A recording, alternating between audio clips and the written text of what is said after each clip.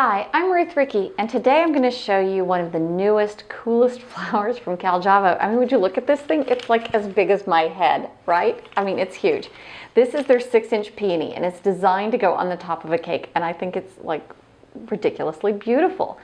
But I think it could be prettier. And so one of the things that I was talking to them about is that I like to do brush embroidery on the edges of the flowers and then paint those with super pearl, and it really pops. We did this on our TLC challenge when we did the black and white wedding cake, if any of you guys remember that one, when I assisted Pat Jacoby. And we ended up winning, and the flowers on that cake were done this way. And what I'm going to do is I'm just going to take one petal, and I'm going to pipe a little bit of royal icing right along the edge. Any royal icing recipe is going to be fine. You can use a tip. I'm just using what's handy. I didn't have any reason to dirty a tip because I'm only going to sit and pull a little bit in there. And then what I'm going to do next is pull slowly with my brush in towards the center.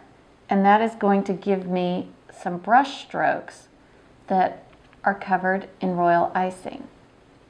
Once this dries, I'm going to paint it, and you're going to be able to really see the beauty of all those brush strokes.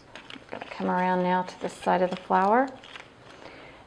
And because there are so many petals, when I get all the way around, it should be dry enough for me to start painting immediately. It's one of the things I like about doing production work is that if I'm doing several roses or several anything, by the time I get to the last one, I'm ready to start back with the first thing. And that's always good, so that I'm not wasting my time, because time is money in the bakery. If your brush starts to get too globby, just wipe it off and start with a fresh brush again. When you do brush embroidery, there should be a little piping gel in your royal icing, and that will help it to stretch and move. When I go to paint, I'm going to use Super Pearl, which is a luster dust.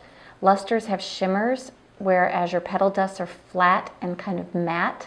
All right, now I have all my petals painted with a layer of royal icing. So I'm going to set those down and mix up my paint. And so I'm going to take some of the Super Pearl and add a little bit of alcohol. And I'm going to mix until I get to a paint that's a good consistency. I want it to be creamy enough to go on and thick enough that it's going to give me a really beautiful pearl effect. I don't want it to be too thin, because then you just really lose the beauty of that pearl sheen. And I'm going to start on one of my dry petals. And I want to only put this where I put the royal icing. And so I'm just bringing it right on top of my brush strokes, and it's going to highlight those brush strokes. We're not doing the entire petal. We're not going all the way around it.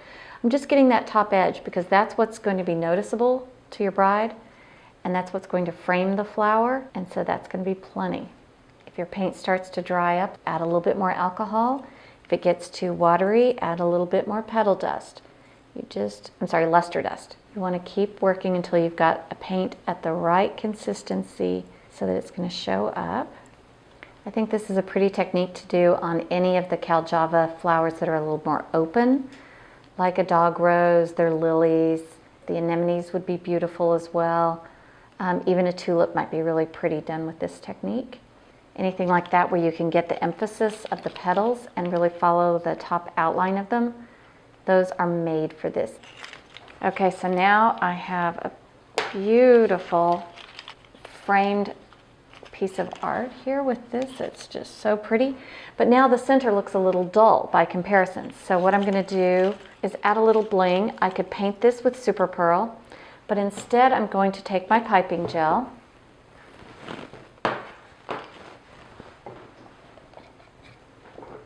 and I'm going to paint on a little bit of piping gel and then dip it into a rainbow disco dust.